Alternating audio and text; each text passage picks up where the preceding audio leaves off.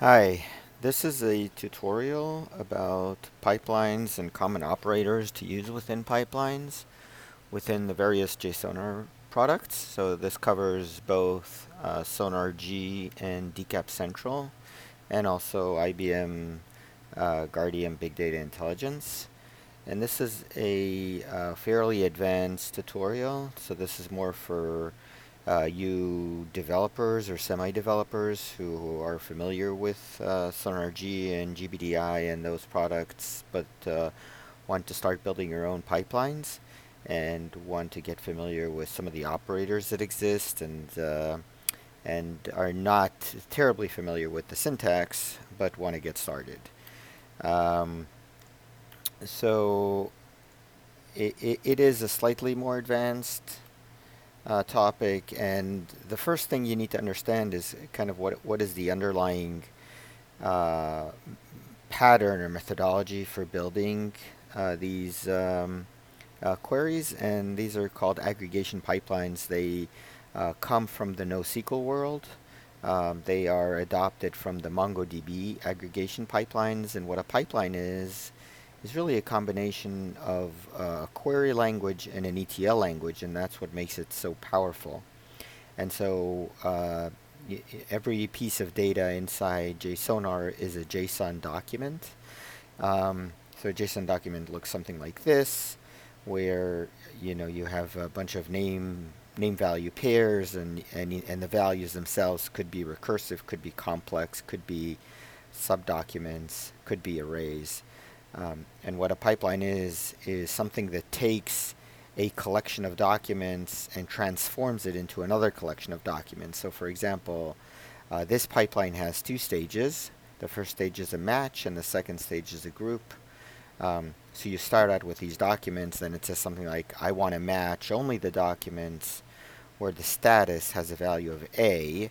Therefore, this one is going to make it through, this one is going to make it through, this one is going to make it through, but this one is not going to make it through because it doesn't match, right? The status is D here, it's not going to match. And so the result of the first stage, which is the match, is going to be these three documents instead of these four documents. And then you go to the next stage. And the next stage in this case is a group stage, where we're going to group based on cust ID. Every time you see a dollar, it's referencing a variable instead of a value. So it says group by the customer ID. So here, these two documents both have the same customer ID, A123. Therefore, the result is going to be one document representing both of these because it's grouping on the customer ID, and it's computing a total. The total is the sum of the amount field. So here you have an amount field of 500, and here it's 250. Therefore, the sum becomes 750. Whereas this document, which is alone in terms of the customer ID, just goes straight through. So the grouping is B212, and then the sum of just 200. Therefore, the second stage of the pipeline produces these two documents. And these two documents are the result of applying the entire pipeline to the original data set. So the first thing that you should remember is this link over here, which I've opened over here, and it kind of shows you what are all the operators and what are all the pipeline stages. And so if you're ever, you're not sure of how to do something, just go to the reference for aggregation. Everything that is supported within MongoDB is also supported within the jSonar system.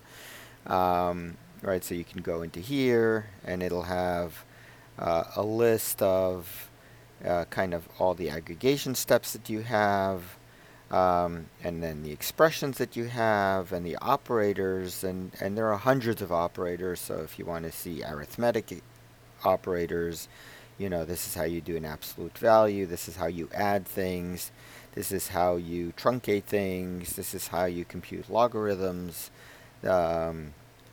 If you want to get array operators, which are operators that work on array of values, then they're all here. So everything is really very simple to find, and so I'll leave this link with you.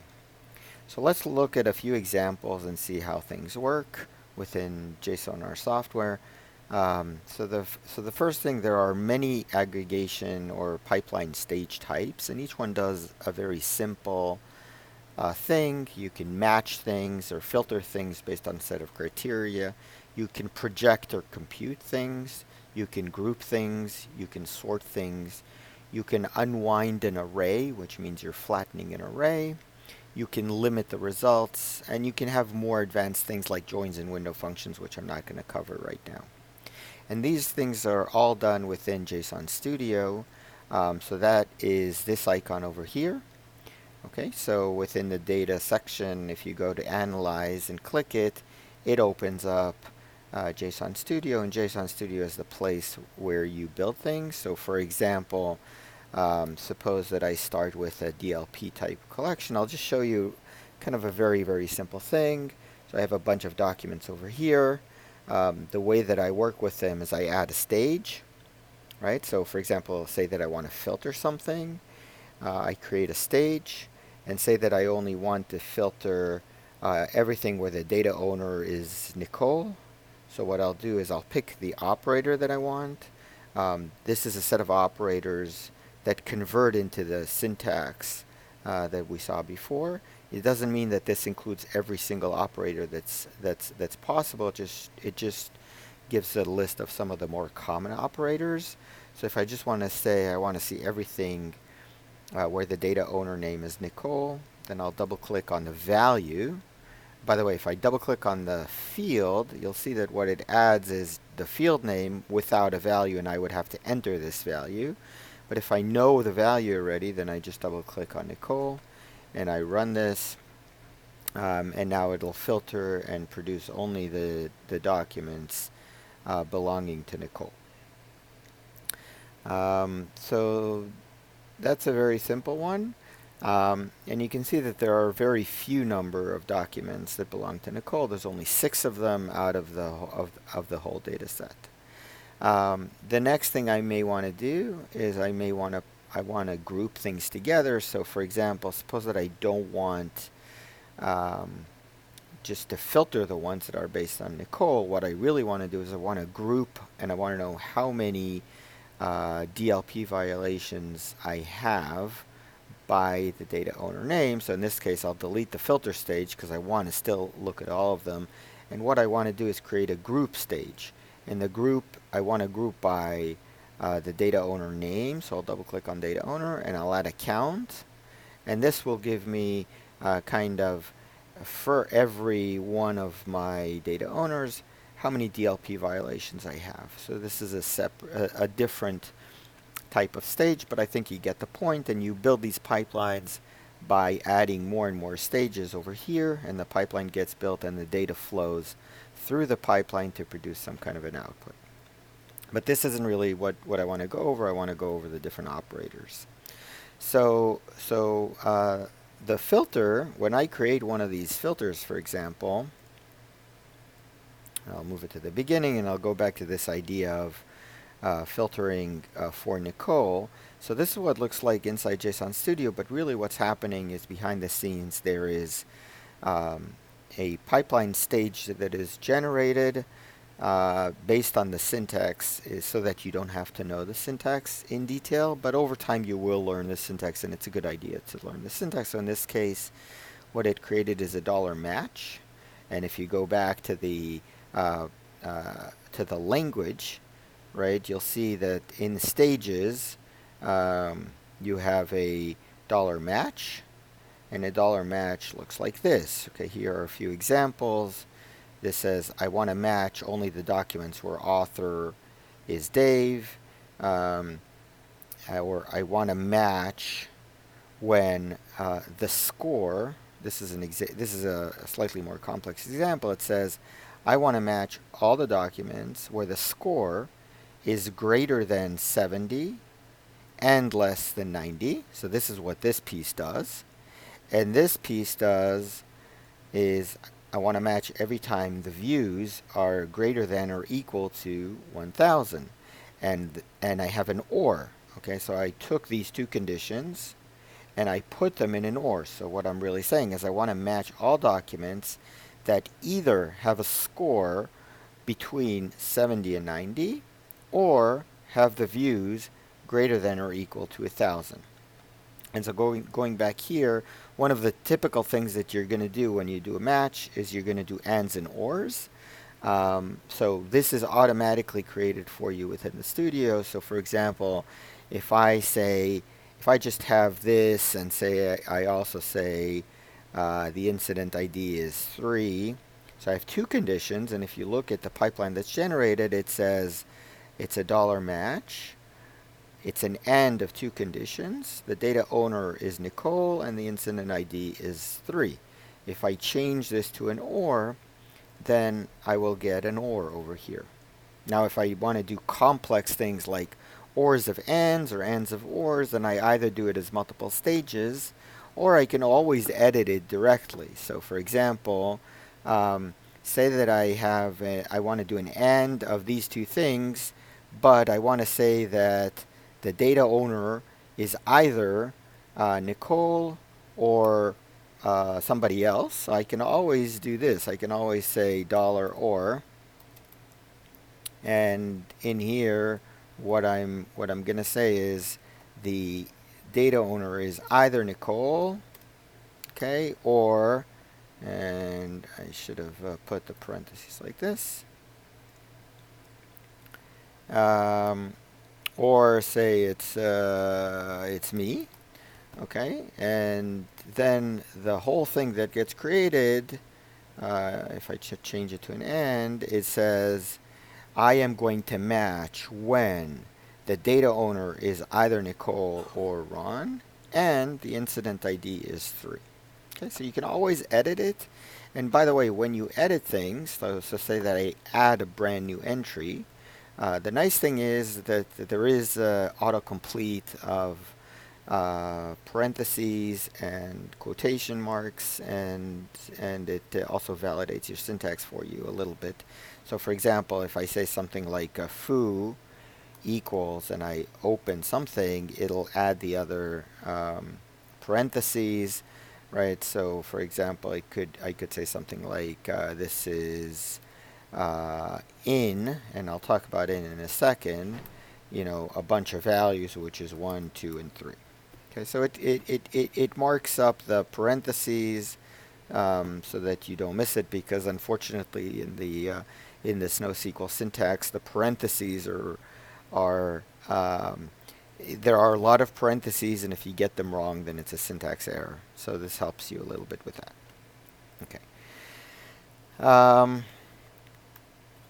Okay, and you do need to get used to the syntax. So here are a few examples, or a few more examples, to help you get used to this. And it kind of, you know, the base is like if in SQL you do where status equals D. In JSON format you say status : D. So it means status has the value of D. This is a slightly more complex case, but it is something to get used to. So for example, before I had this thing which said that the data owner is Nicole or Ron, and I did it with an OR, but a much easier way to do this, or a more efficient way to do this, is with a $in. And a $in is an operator that gets a set of values, right? So if I go back here, instead of doing this whole thing, okay, I should have done something like this. Let me delete this and I'll add it manually so you see them side by side. I should have said something like this.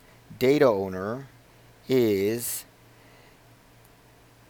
in one of these two values. I should have said this, right? I should have put this here and this, and delete everything after this. Okay, so these two things, this line and this line, are equivalent. Okay, this one says that either one of these conditions has to be true. Okay, either data owner is Nicole Cantu or data owner is Ron. And this one says exactly the same thing in a more concise way. It says data owner name, the variable or the field data owner name, is in one of the two values of either Nicole or Ron, and therefore $in is very convenient. And in the same way that you have $in, by the way, you also have $nin. So if I want to say it is not in one of these two values, or any number of values, by the way, right? This is an array.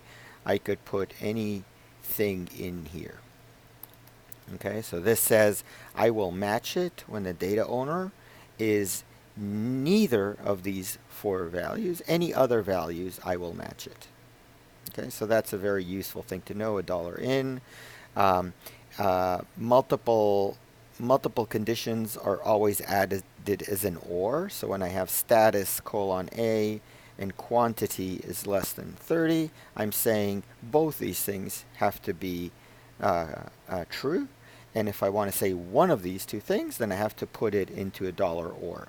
So a $OR is gets an array, and the array has a bunch of conditions like status is A, quantity is less than 3.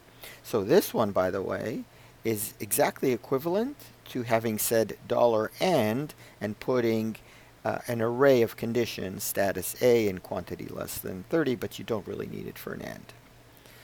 Okay, and this is an example of what we saw before, which is really an AND, which includes an OR. So this one says, I will match every document where status is A, and either quantity is less than 30, or item matches a regular expression. Okay, and we'll get to regular expressions, but it says the item name starts with the letter P, lowercase p. This is what this means. Okay, so working with dates is very similar, but in the studio you have a facility which helps you a little bit. So for example, a date looks like this. This is what a date looks like in the studio. The timestamp itself is always going to be UTC. Everything in GBDI, SonarG, DCAP Central is always normalized to UTC. And you might have some time zone offsets, but the date is saved always as UTC, always converted to UTC. And so that's why you have this Z at the end, because it's Zulu time. And you can use operators just like with dates. So for example, you can say that you want the scan date to be larger than this. Okay, so the same thing applies to the operators greater than, equal, etc. But if you want to change the date, so long as you've put the value in the first place, then you can also change it like this and change the date like this. Or you can also click it and change the date manually. Okay, so this is what a date looks like. And in addition to this, you also have relative dates. And so, for example, if you want the pipeline to have a separate value every time it runs, you can use the syntax of $LMRM_now. And when the pipeline runs, it will take the current UTC time and put it in place. If you want to say you want to look exactly 10 days back, you say $LMRM_now minus 10 days. You can do it with any number of milliseconds. So this kind of helps when you want the pipeline to be a relative pipeline, not a fixed pipeline. Okay, the next operators that are very, very common have to do with text operators, matching text operators. And the two that are very common are either $regex or $t-like. And the difference is really, are you conforming more to the PCRE regular expressions, or are you conforming more to SQL with a wildcard of %? And the reason that t-like is common in GBDI and SonarG is that the groups are usually brought over from Guardium, and the groups very often contain wildcards, and so it would be useful to just be able to use those and not have to convert them into true regular expressions. And so, for example, if I pick if I do a regular expression, which in this case is a like, and I pick, file name, say that I want to say I want to get all the PNG file names. Okay, so I'll change this a little bit. And so you'll see what this says is I want to match any file name, and I want to match it to a regular expression of PNG. Okay, and options I means it is case insensitive. Okay, so I don't care if it's lowercase PNG, uppercase PNG. And so if I run this, I'm going to get all of the documents that have any PNG in them. Other examples are I'm matching objects and verbs, which have foo in them.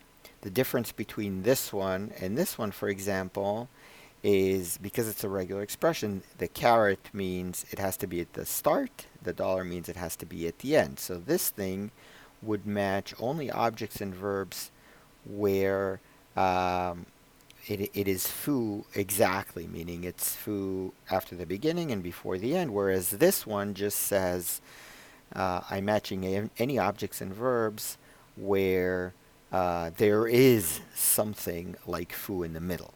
And this one says I'm matching anything in objects and verbs where after the beginning there is some alphanumeric or underscore or dash, at least one. So really, for example, if there's a space, it's not going to match, or actually maybe here it would because there is a space here. But say it's not an alphanumeric and space or this, then it's not going to match it. Similarly, $like will match, in this case, the database name has to be either has to include ABC in it or has to include DEF. So you can see that what's happening is I'm passing a set of values with wildcards, and it's going to match every database name that will match one of these things with the SQL-like patterns for wildcards. Okay, so again, this one's going to say match database name only if the database name is either has ABC in it or has DEF in it or is exactly JKL or starts with anything but ends with TYU, or it starts with YUI and has anything afterwards. Okay, and again, the difference between $Regex and $T-like is, for example, in $T-like the wildcard is a %, whereas in $Regex the wildcard is a dot. Dot star matches anything. Okay, so let's continue with some of these other containment text operators, and one of them we already talked about, which is $in. And so $in gets an array of values, but within the system you can also do a subquery. So for example, this one says service name is in one of the values in this array. So in this case, service name is either ORCL or it's ORACLE. Okay, so it's either Oracle or Oracle. But the array, instead of an array, you can also have a subquery. And the subquery in this case is this. And what it's saying is, first run a query using the critical servers collection. And the query I'm running is empty, therefore it's going to bring back anything, but it's going to bring back anything and take out the field called instance. So it does a pre-processing, it runs a query on critical servers, gets all the instance values, changes it or converts it to an array, replaces it here, and now does another search that says service name has to be one of the values in this array, which is the result of the first query. Okay, so that's what $in is. And by the way, whenever you have an array, you can always replace it with a subquery. That is true for every operator in the system. The second thing that is very common, especially in the Guardium world, is $contains. Okay, so in this case, what this operator does is it's looking for a word containment. So say that you have a text like a barking dog never bites, then you can say something like the text field, match it if it contains one of these words, the, dog, or barked. And it's not a regular expression match, it's actually a word match. So the entire word has to be there. And you can specify what the delimiters are. So in this case, I'm specifying that the delimiter is either a space or a semicolon or a comma. And that's how, and what it does, it goes over the string, it tokenizes it, and says what is the list of words that we have using these delimiters. And then it says, does one of these words match the text? Contains tuple is similar, but in this case, it's kind of like an and of ors, where, if I say text contains tuple, and I say, when I say this, for example, bytes plus dog, what I'm trying to say is I will only match it if the text has both bytes and dog, or both grin and cat. And I still need to tell it what delimiter to tokenize the original string for, but I also tell it what delimiter to tokenize the tuple with. And the tuple in this case is bytes plus dog. And the reason this is a useful operator is that in Guardium, the tuple groups are represented as strings with a plus between them, and so when they come over, you just can do a contains tuple, and therefore match, for example, objects and verbs with an object and a verb, or any other combination. And so this is why this operator is useful. And these operators are kind of out here as well, right? So you have here Guardium group, Guardium tuple, in group, in tuple, like group, not in group. These are all fairly equivalent to the Guardium query builder, and this kind of page gives you a reference of what they mean. Okay, so for example, Guardium group is used like this. Okay, I can do service name contains. I run a subquery on the group members where I pass in the group type, group description, and so it'll give me every time that the service name in the document matches one of the, for example, the service names in a Guardium group. Okay, if I want to match a tuple, I'll use Guardium tuple, and that will convert it to a $contains tuple. When I do an in group, that converts to a $in. When I do in tuple, what it's really doing is matching, it's using a $in, but before it matches it to the group member, it does a concatenation of the two fields that I want. So for example, if I have a tuple group of service names and database names, my documents just have a service name and a database name. So the first thing I do is a $concat of these two things, and then this is going to match the values in this group. Like group is a T-like, which we kind of talked about before, and non-in group is exactly like in group, and it uses $nin instead of an in.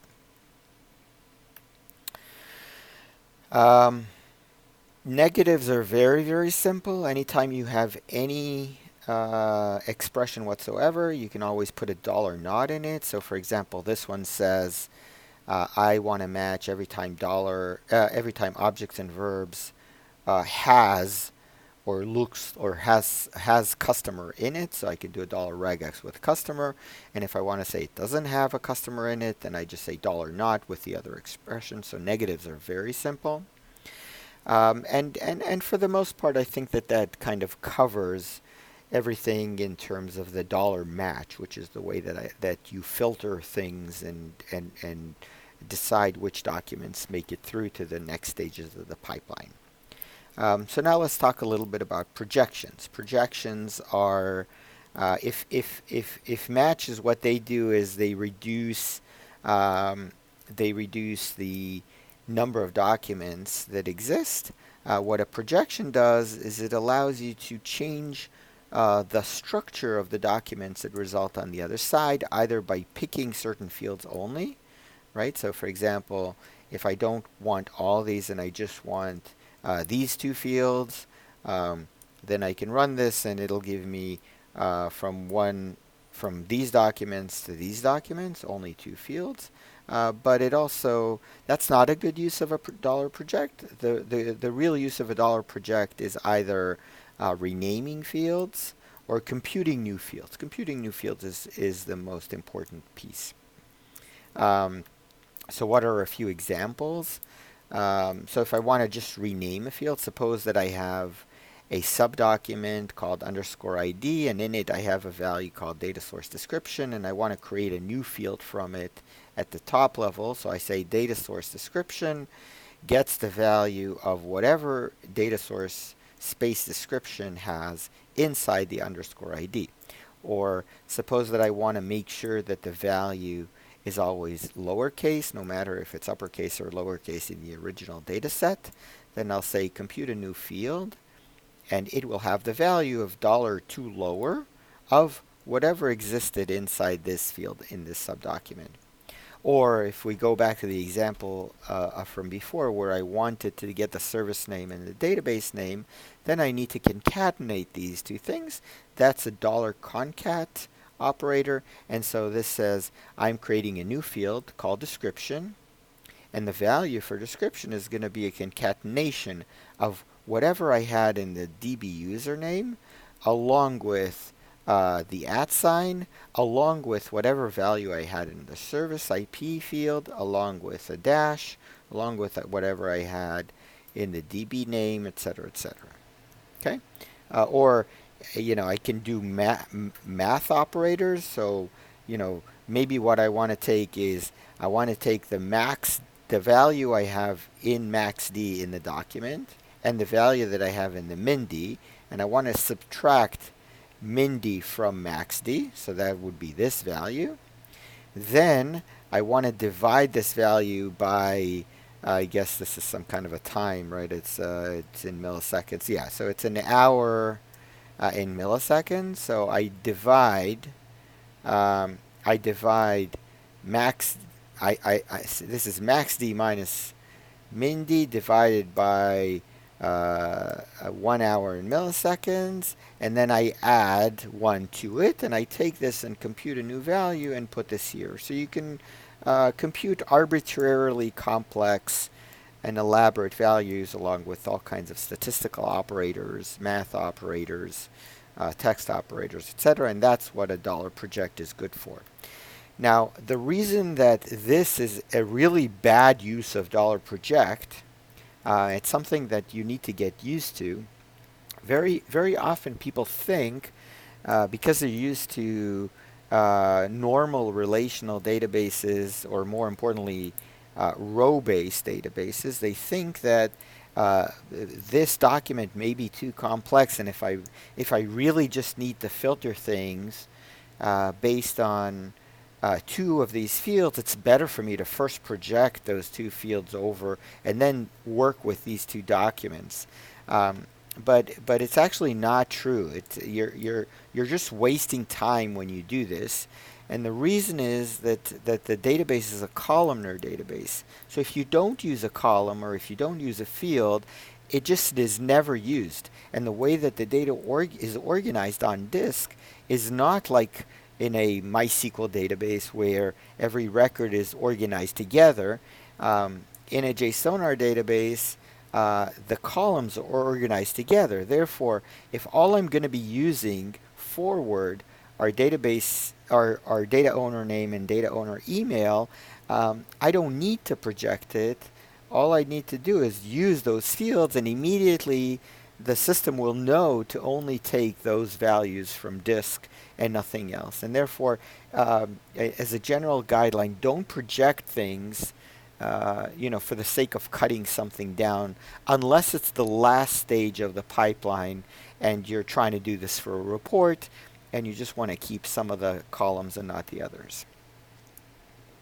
Okay, the other thing that is very useful that has to do with regular expressions. Regular expressions can be used for projections. Okay, so it's not exactly the regex that you saw before, and the way we distinguish is you can see here this is a $regex with a P instead of just a $regex. So $regex is used when you want to match something, and $regex is used when you want to extract a certain value out of something. Okay, so for example, suppose that I have values that look like this. Select salary from emp and select address from depth and insert into emp. And what I want to do is I want to both match and extract only things that have emp in it, but I really want to know what this is. I want to know the entire string before the emp. Then what I'll do is I will I'll use another operator that I'll talk about a little later, which is $split. For the first thing that I'm doing is I'm taking the full SQL, which is a string, and I'm using kind of a splitting or a parsing operator that allows me to take this, which you see has multiple statements with a delimiter between them, and I'm splitting it into multiple strings. So I'm splitting the full SQL based on the delimiter semicolon, and so the output of the split is going to be 3 separate strings. It'll be this string and this string and this string. And then what I'm doing is I'm matching with a $regex on something that is $, so anything, emp. So it's going to match only these two, the first one and the last one, but not the middle one because there's no emp over here. But in addition to that, because I'm using regex and I have parentheses over here, so I want to extract everything except from the emp, and that's why what I'll get as a result in the emp actions field, I'll get an array because I split it into multiple strings. I'll get a select salary from, and I'll get an insert salary into, so I get the first and the last, and I extract. So anything between parentheses, I'm extracting. Now you can have more than one parentheses. So for example, if you look at a data source in Guardium, a data source is a complex string that has kind of the IP in it, and the username, and the instance name, and the database name. And you can extract things. So for example, I can say something like, I want to compute a new variable called type in DB, and I'm going to extract values using a regular expression. I tell it where to find the original value, which is data source name, and I give it the regular expression. So you see here there's a set of parentheses here, and there's a set of parentheses here, and therefore it's going to extract 2 values for me. Whatever, so as you know, data sources in Guardium are delimited with these colons.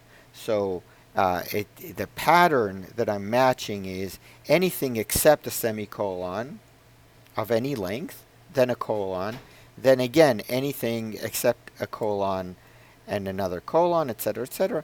But because of the parentheses, I am extracting here 2 values. Okay, the database type or the server type, and the database name. And so very easy to do complex regular expression extractions and parsing. And so kind of that touches a little bit on $project, and I'll move to $group. $group is when you want to combine things together, in which case you tell it 2 things. You tell it what to group by, what are the fields that I want to group by, and what I want to compute. Okay, because usually when I group things by, I want to compute things for every group. So and in terms of the things that you can compute, they could be counts, sums, averages, various statistical operators, as well as all kinds of operators that you can create arrays with. Okay. And so one very, very common example is something called an add to set, or I forget what it's called here. Let me check real quick. Um, it's called add distinct to array over here. So for example, here what I'm doing is I want to create a findings array. So I'm grouping based on a data source. Okay, and so I put the data source description in the group by operator. But here I say findings is add distinct values to an array, and therefore I'll get an array over here with all of the findings, and each finding has a table and a column to it. And so it's a very efficient operator that will, while it's doing the grouping, it will create the array, and the array itself could be complex documents. The next set of pipeline stages that you have are much simpler. It's a $sort, which allows you to sort based on any number of fields, ascending and descending, and a $limit that limits the size of the result set to a certain size. Now, in general, when you do a $sort, when you sort things, you should have also a limit to it, because at the end of the day, you know, there are very few cases where you want a result set with millions of rows or millions of documents, especially when you do a sort. Usually what you want is the top number of documents. So maybe the top 10, top 100, even top 10,000 or top 100,000. Very different performance attributes if you do a sort plus limit than if you do a sort, especially if you're doing a sort on a very large number of documents, like millions or billions. Therefore, whenever you do a $sort, you should always do a $limit as well. And by the way, they are on the same stage. So for example, when I pick a sort over here, you'll see that like suppose that I sort on the owner name, and I put a limit of 5,000, it will create two stages. It will do a $sort, and the -1 means descending, and it will do a $limit. And we combine the two into the same stage in the studio because it is so common to do a sort and a limit, and because the performance is very good at that point. And the last stage that I'll mention is a $unwind. It's a less typical stage. It's usually used when you have an array of things. Usually arrays are great to display a lot of information in a very concise manner, but sometimes you do need to flatten things out. So what does that mean? I'll show you like a data set, right? So here, let me just clear this. So each document here is fairly complex. It has a domain. The domain is a subdocument where this is the domain name, and there's a bunch of URLs. Okay, so for example, I'll just show you. Okay, it's a very long document, so I'll just simplify it just so it's easier to see. I'll just look at the domain and the URL.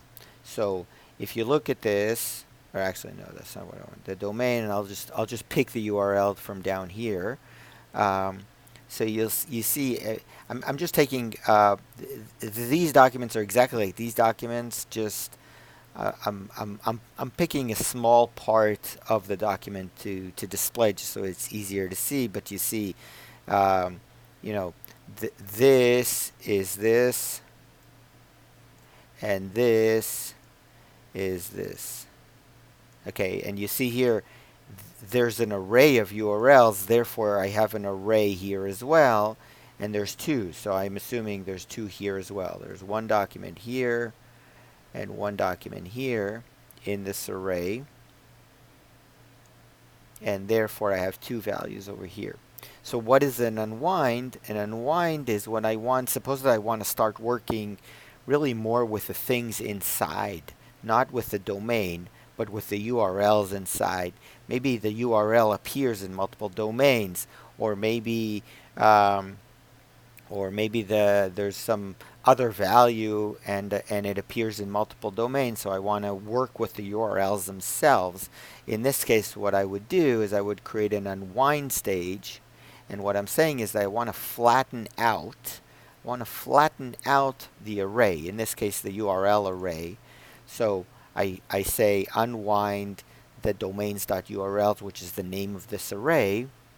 And so when I run this, each document is going to be per one URL. So these things are going to be copied over to this, but in the URLs, I'm just going to have one thing, which is this thing. And then down below, I'll have another document where these are also copied over, but this one is the one that appears over here. Okay, so it took my complex documents of arrays and it unwound it or flattened it so that each element of the array gets its own document now. And so now if I run the projection, you'll see these two came from this one, because you see I have the domain and the URL, and the domain and the URL, whereas if you remember, when I ran this separately, or actually let me copy it over so you'll see that the two with and without the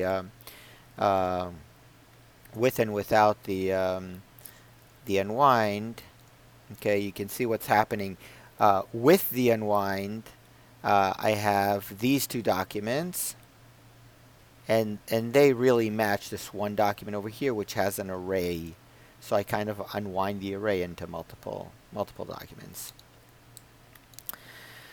Okay, so as a quick recap, some of the common operators, and again, this is the original URL where you can get a reference of every single operator that exists. But these, these are the most common operators that you would use inside a SonarG or GBDI or DCAP central implementation. $regex to match a regular expression, $regex to extract values from a regular expression, $t-like to do matching with a SQL-like wildcard, $and to match an AND of multiple expressions, $or to match one of multiple expressions, $not to negate an expression, $add to do addition, $subtract, $multiply, $divide are all math operators. $not equal. So there is, by the way, a $EQ, but you don't really need them. The minute you have a colon, that is the equivalent of an EQ. So when you say status colon none, it means match everything that has a none as the value for status. But when you want to say it's not equal to none, it's a $NE, $GT for greater than, GTE for greater than or equal, $LT for less than, $LT for less than or equal, etc. $in and $nin is to match a set of values, or one of a set of values. You have many conversion operators, so things like $toString, $toInt, $lower, $upper, $date.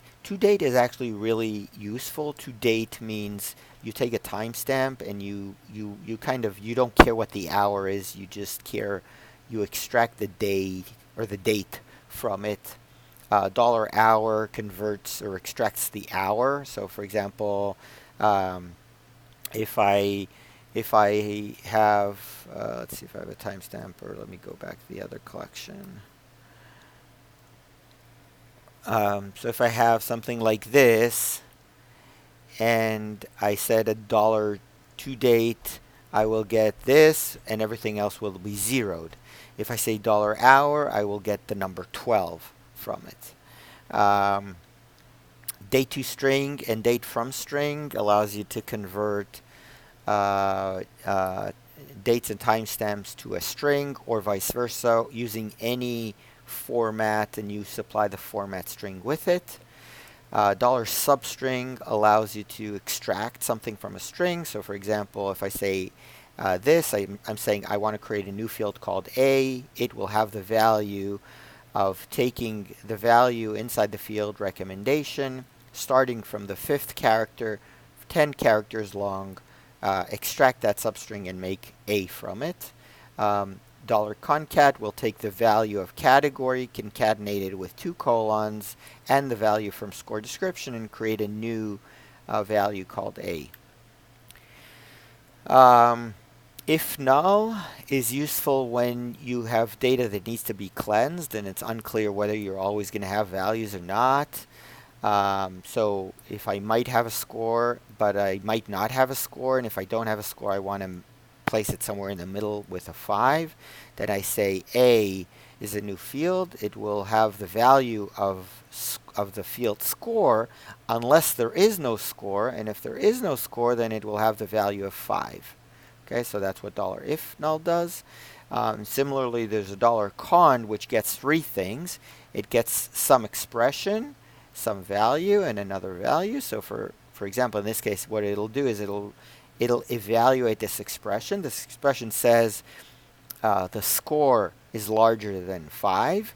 If the score is larger than 5, A will have the value of bad, and if not, then it will have the value of okay. So that's what $con gives you.